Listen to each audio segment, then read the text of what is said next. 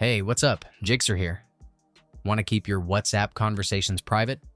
In this video, I'll show you how to hide WhatsApp sender name from your iPhone notification.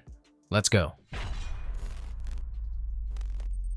To hide the sender's name in WhatsApp notifications, you can modify it in the settings on both your device and WhatsApp. But before that, make sure that the app is up to date. You can check it on the App Store. Now, here's a step-by-step guide to adjust the notification. Open the Settings app on your iPhone. Scroll down and tap on Notifications.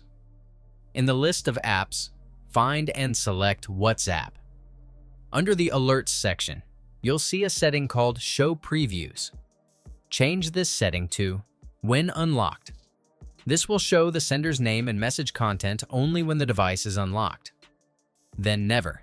This will hide both the sender's name and the message content entirely, even when unlocked.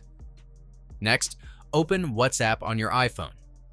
Tap on Settings in the bottom right corner, then select Notifications.